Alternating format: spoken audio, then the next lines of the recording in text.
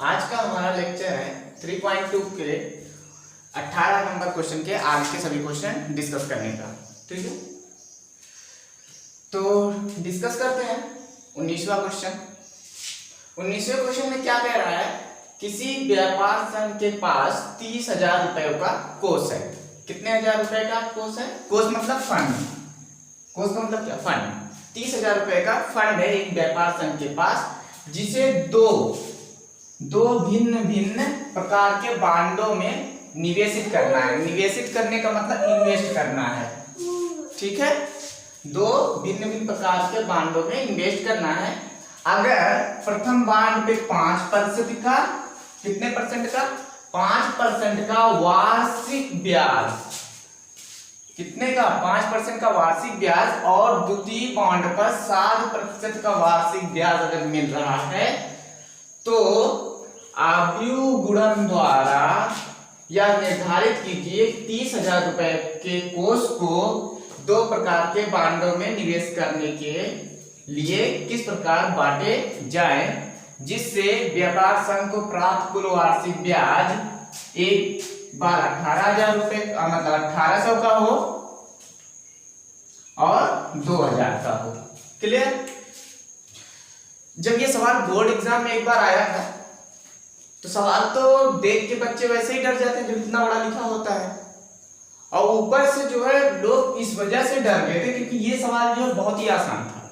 और डर इस वजह से गए थे क्योंकि उस सवाल में ये लिख दिया गया था आव्यूह गुणन विधि द्वारा। अगर अलजेब्रा मेथड से करते तो सीधा सीधा हो जाता, लेकिन आव्यूह गुणन लिखने की वजह से ये सवाल टफ हो गया। तो आप जो है अगर हमारा पहला वीडियो लेक्चर नहीं देखे हो तो आप वहां पे जाके देख सकते हैं कैसे इस प्रकार के सवाल को हम आव्यूह में ट्रांसफर करते हैं।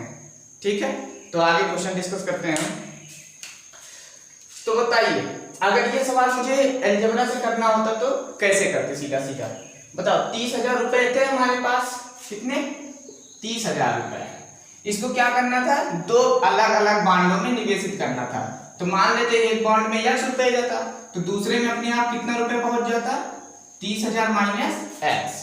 ठीक है, तो मान लेते ये जो हमारा X वाला था, इस पे कितने का ब्याज मिल रहा है? वार्षिक ब्याज कितना है? वार्षिक ब्याज मतलब एनुअल, साल भर का। एक साल में कितने परसेंट लग रहा है? 5% का। और इस पे कितना मिल रहा है? 7%। ठीक है, 7% वार्षिक ब्याज है। अगर इसे हम जो है सिंपल करते तो कैसे करते बताओ? इन दोनों को मिला के हमें टोटल वार्षिक ब्याज कितना बनाना है? पहले वाला हम सॉल्व कर रहे हैं, फर्स्ट क्वेश्चन ए पार्ट। कितना बनाना था? 1800 रुपए। अभी हम आव्यूह गुणन से नहीं कर रहे हैं। ठीक, तो कैसे करते? सीधा x इंटू 5% प्लस 3 के बाद 40 माइनस x इंटू 7% और इक्वल टू सीधा कितना कर देते? 1800 रुपए। और इसी तरीके से ये सेकंड पार्ट के लिए सेम यही प्रोसेस इतना करेंगे और कितने के बराबर कर देंगे? यहाँ पे 2,000। लेकिन ये तो हो गया किसके द्वारा? बीजगणित मेथड से, सिंपल सा। लेकिन हमें सॉल्व किससे करना है? आव्यूह गुणन से। किससे करना है? आव्यूह गुणन से। तो किस तरह से करेंगे देखिए। तो क्या करते हैं हम? मान लेते हैं, माना पहले बॉन्ड में निवेश कितना है? पहले बॉन्ड में निवेश अर्थात इन्वेस्टमेंट X। पहले बॉन्ड में निवेश अगर हम X मान लेते हैं तो दूसरे में अपने आप कितना हो जाएगा? इसी तरीके से 30,000 माइनस X। तो दूसरे बॉन्ड में निवेश कितना आ जाएगा?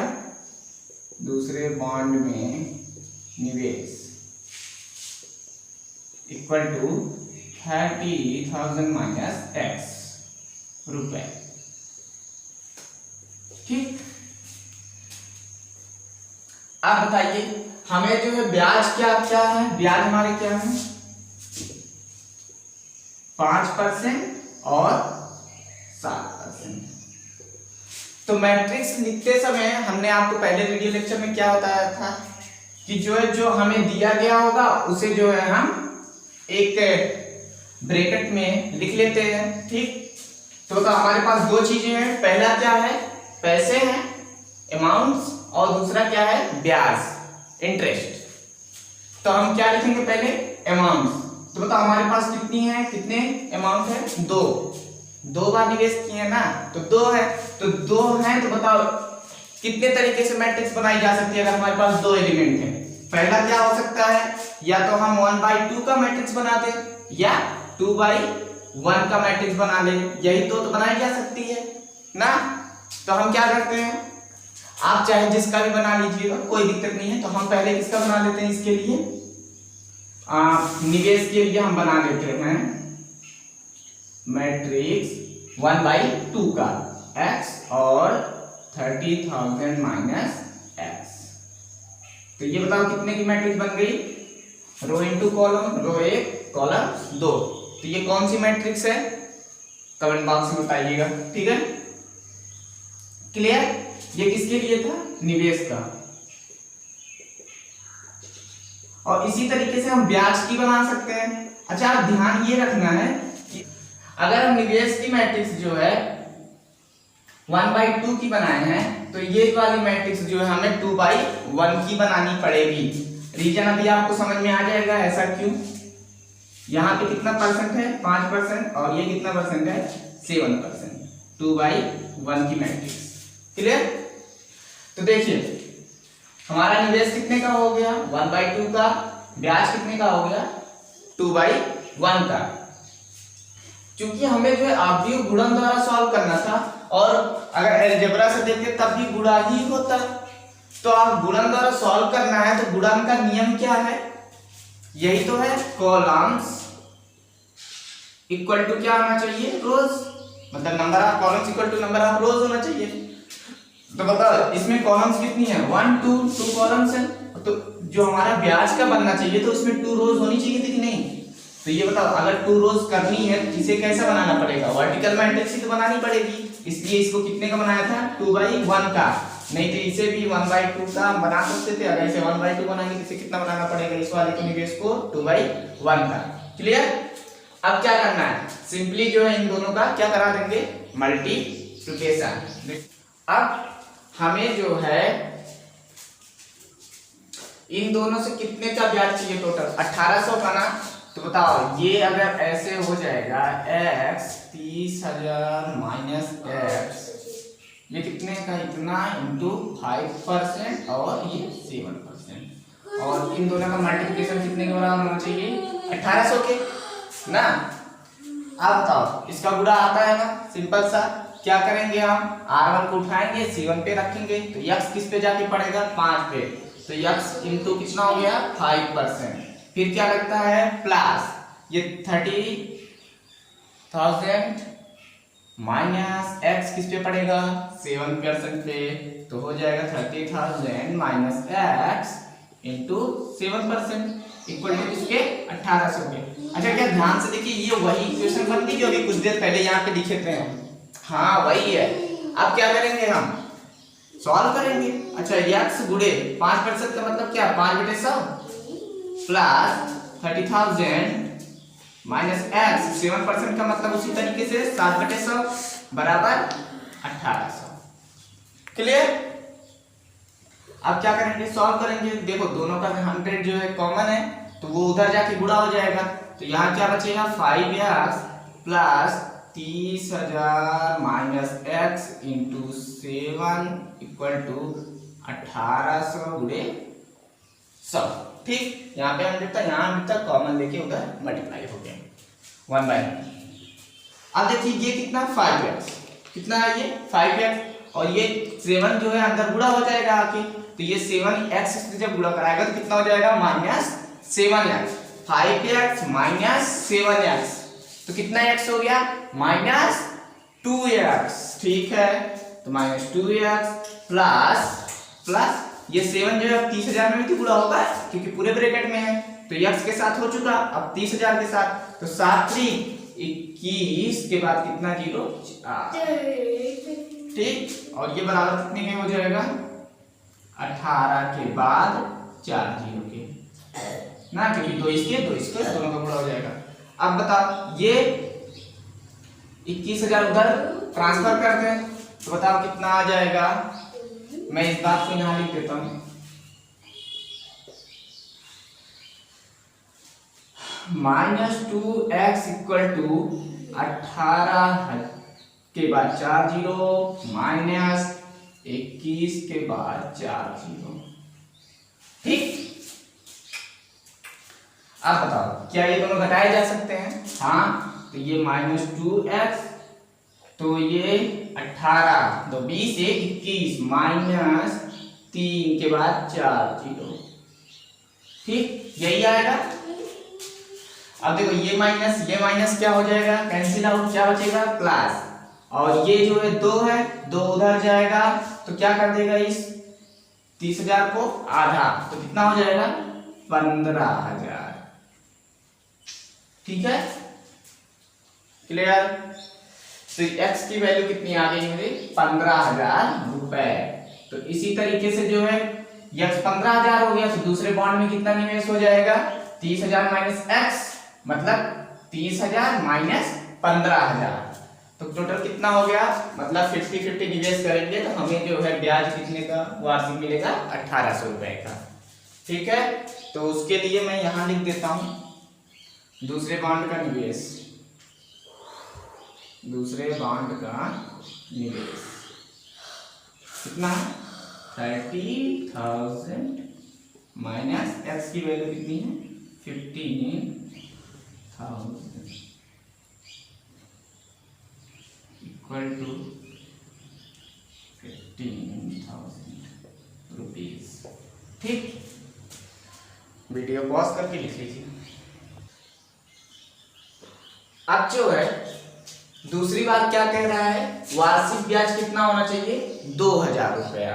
ब्याज कितना होना चाहिए 2,000, तो सेम तो ये तो वही रहेगा, बस इन दोनों का जो मल्टीप्लिकेशन होगा वो 1800 की तरह किसके बराबर हो जाएगा, अब 2000 के। क्लियर? अब क्या करेंगे, इसका वही पुराने तरीके से मल्टीप्लिकेशन, तो यहाँ पे क्या हो जाएगा x into 5% plus 30,000 minus x into 7% equal to 2,000। Clear? अब क्या करेंगे, इसे सॉल्व करेंगे तो वही कितना आ जाएगा x into 5/100 plus 30,000 minus x into 7/100 equal to 2 के बाद 3 जीरो। क्लियर? अब बताइए ये सब 1/100 कॉमन करके उधर क्या हो जाएगा मल्टीप्लिकेशन हो जाएगा, और यहाँ पे बचेगा क्या 5x, यहाँ बचेगा क्या -7x, जब अंदर आएगा तो -2x, वही पुराना वाला जो पहले आया था, -2x प्लस 21 के बाद 7 × 21 के बाद 4 जीरो, बस केवल इधर की वैल्यू चेंज हो जाएगी, क्योंकि इधर जो होगा 2000 में 100 का गुणा होगा तो 2 जीरो बढ़ जाएगा। क्लियर? अब बताओ ये उधर जाएगा तो इधर कितना बचेगा -2x इक्वल टू ये कितना है 20 के बाद 4 जीरो, इधर 21 के बाद 4 जीरो, मतलब 21 और 20 कितने का केवल अंतर है, एक ही का, तो बताओ कितना आ जाएगा -1 के बाद 4 जीरो, कि नहीं? क्लियर? अब बताओ ये प्लस ये दोनों क्या हो जाएंगे प्लस, तो x बराबर कितना हो जाएगा 10,000 का आधा कितना होता है 5,000। क्लियर? हाँ, तो पहले बॉन्ड में निवेश कितना करना चाहिए उसे x बराबर 5,000 रुपए, जिससे उसे 2,000 रुपए का लाभ हो। तो दूसरे बॉन्ड में अपने आप कितने का निवेश कर देगा, दूसरे बॉन्ड में निवेश कितने का कर देगा अपने आप बताइए 30,000 माइनस x, और x की वैल्यू कितनी 5,000, घटा दो इसे तो ये हो गया 1 2 3 और 10 में से 5 गया 5 2 25,000 रुपए। क्लियर? तो पहले बॉन्ड में निवेश होगा 5,000 रुपए का, दूसरे बॉन्ड में निवेश होगा 25,000 रुपए का। तो वीडियो पॉज करके लिख लीजिए।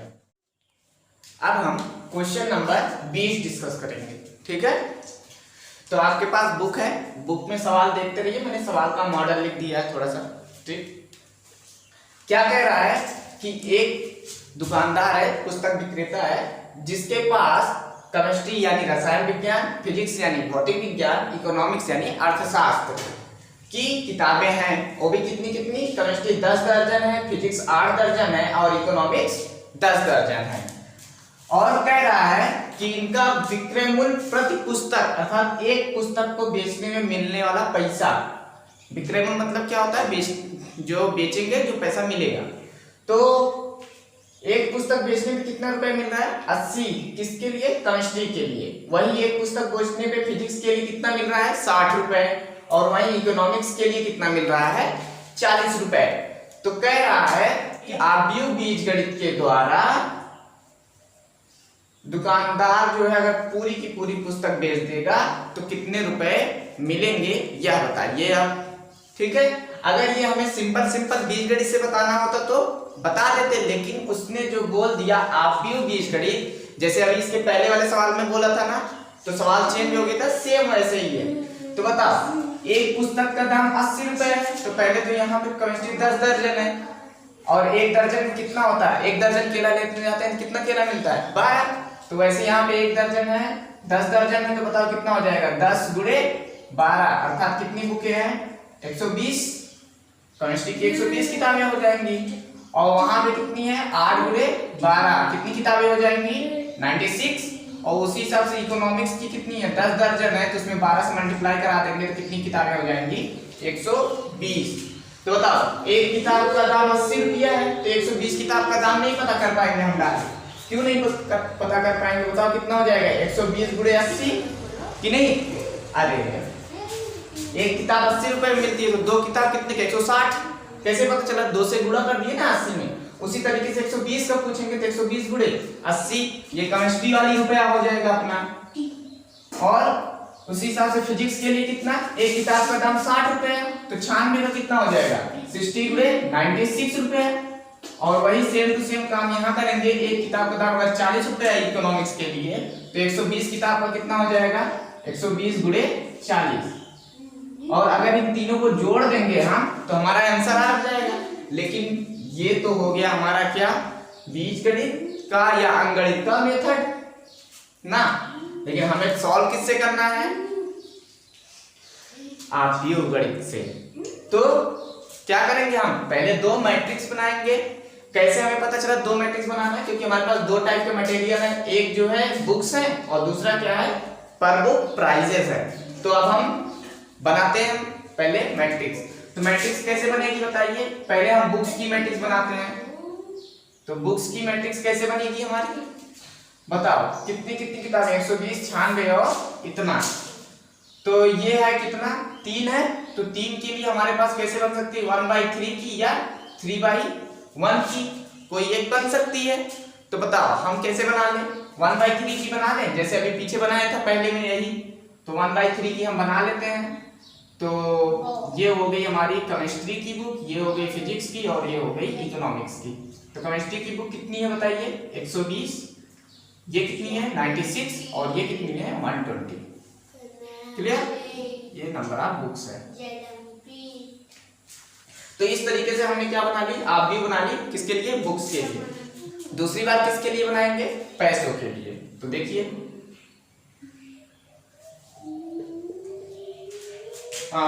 इसमें भी कितना है, 1 2 3 है ना, तो इसमें भी 1/3 या 3/1 बनेगा। तो बताओ 1/3 हम ऊपर बना चुके हैं, तो दूसरा बचा कौन, 3/1, ताकि हम मल्टीप्लिकेशन करा सके। तो बताओ क्या हो जाएगा, ये हो गया कितना, 80 रुपीज, 60 रुपीज और 40 रुपीज।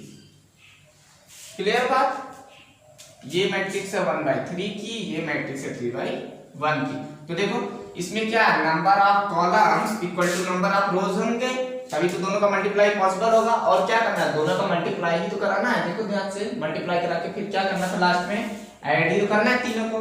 तो इन दोनों को जब मल्टीप्लाई कराएंगे तो खुद ब खुद मल्टीप्लाई और ऐड हो जाएंगे। ओके, अब हमें जो है कितने रुपए उसे मिलेंगे, तो कुल मिले रुपए कितने हो जाएंगे बुक्स बेचने पे, बताइए। दोनों को क्या मल्टीप्लिकेशन करा दें हम, हाँ, तो कितना है 120, 96, 130। क्लियर, और ये कितना है 80, 60 और 40। तो 80, 60 एंड 40। Clear, okay. अब ये अपना R1 किस पे जाएगा, C1 पे, तो 120 किस पे पड़ेगा, 80 पे, तो 120 गुणे 80 प्लस 96 किस पे पड़ेगा, 60 पे, तो 96 इंटू 60 प्लस 120 किस पे पड़ेगा, 40 पे, तो 120 इंटू 40। क्लियर। अब बताओ 12 8 96, तो 96 के बाद डबल जीरो, एक जीरो इसका एक जीरो इसका। अब ये 96 गुणे 60 करना है तो कितना हो जाएगा, 6 4 पे 36, कितना से 3 96 में 54 और 3 कितना हो गया 57। ठीक है, प्लस यहाँ पे 12 चौक 48, उसके बाद कितना जीरो, 2 है तो 2 जीरो। ठीक, अब क्या करेंगे, इसको जोड़ लेंगे हम। कितने रुपए मिलेंगे, पूरी बुक बेचने पे इतने रुपए। और अच्छा ध्यान से देखो, क्या ये वही बात हुई है जो यहाँ पे हुई है, हाँ, बस इसमें आपने थोड़ा सा क्या लगा लिया, अपना मैट्रिक्स यूज कर लिया है। ठीक है, तो वीडियो पॉज करके लिख लीजिए। नेक्स्ट क्वेश्चन हमारा 21 और 22, इन दोनों को साथ सॉल्व करना है। उसके लिए हमें एक इंस्ट्रक्शन दिया गया है। ठीक है, डाटा दिया हुआ है, कह रहा है x जो है वो 2/n ऑर्डर का है, y 3/k ऑर्डर का है, z 2/p ऑर्डर का है, w n/3 ऑर्डर का है और capital P small p/k order का है। तो इन दोनों सवालों का जवाब देना है हमें। तो पहला सवाल क्या है, py प्लस wy परिभाषित होने के लिए n के और p के बीच में संबंध होगा। उसके लिए 4 ऑप्शन है, उसमें से एक सही करना है। ठीक, चलिए करना है। तो ये बताइए, ये क्या लिखा है, सोल्यूशन देखिए,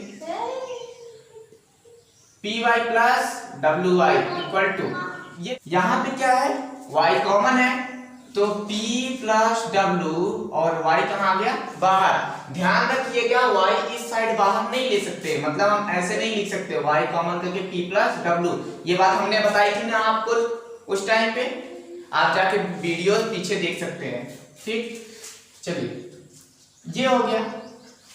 अब बताइए, हमने एडिशन का क्या नियम बताया है कि दोनों के ऑर्डर क्या होने चाहिए, सेम होने चाहिए। बताइए p का ऑर्डर क्या है, यहाँ पे दिया गया है स्मॉल p/q। ठीक, और w का ऑर्डर क्या है बताइए, यहाँ पे दिया गया n/3। तो अगर ऑर्डर सेम होना चाहिए तो ये k के स्थान पे कितना होना चाहिए, यहाँ से 3। तो बताइए k इक्वल टू कितना हो जाएगा, यहाँ से 3। एक बात क्लियर। और ये p की वैल्यू कितनी होनी चाहिए, n, तो p इक्वल टू क्या हो जाएगा, n। तो बताइए ऐसा कौन सा ऑप्शन है, a पार्ट। तो हमारा आंसर क्या हो गया, a पार्ट। क्लियर बात। ओके, सेकंड क्या है, n इक्वल टू p हो, n बराबर क्या दे दिया गया हमें, p दे दिया गया है। तो ये जो मैट्रिक्स है 7x - 5z, उसका ऑर्डर बताना है, कोटि बतानी है। तो 7x - 5z, ये बताइए, ये जो मल्टीप्लिकेशन कांस्टेंट इधर दिख रहा है स्केलर क्वांटिटी, इसका मैट्रिक्स में गुणा करने से ऑर्डर तो चेंज नहीं होता, ऑर्डर नहीं चेंज होगा ना। अगर 3/3 की है तो 3/3 की ही रहेगी। तो क्या करें, केवल x और z के ऑर्डर को हम क्या कर ले, इक्वल कर ले। यही तो होता है एडिशन और सब्ट्रैक्शन का रूल। तो ऑर्डर इक्वल करो, x का ऑर्डर कितना है, यहाँ से देखो 2/n, और z का ऑर्डर कितना है बताइए, यहां से 2/p, 2/p है ना। तो बताओ, तो अगर जो है ऑर्डर सेम होना चाहिए, तो उसने बोल भी दिया है n इक्वल टू p, ये होना चाहिए था, और उसने क्वेश्चन में हमें पहले ही बता रखा है, तो कोई झंझट लेने की जरूरत नहीं है। इसका मतलब क्या हुआ, हमारी जो मैट्रिक्स आएगी इसको घटाने पे वो या तो कितने की होगी, 2/n की होगी, या किसकी होगी फिर 2/p की होगी। तो ऐसा कौन सा ऑप्शन है जो इससे मैच खा रहा है, सेकंड पार्ट। अच्छा, कोई ये p/2 पे मत लगा देना आंसर, क्योंकि 2/p और p/2 में बहुत अंतर है। क्योंकि ये जो पहला होता है वो हमारा दिखाता है रो, और दूसरा वाला क्या दिखाता है, कॉलम्स को। तो यहाँ पे अगर p/2 में देखोगे तो ये रो बन जाएगी और ये कॉलम हो जाएगा, तो पूरा का पूरा मामला गड़बड़ हो जाएगा ना। ठीक है, वीडियो पॉज करके लिख लीजिए।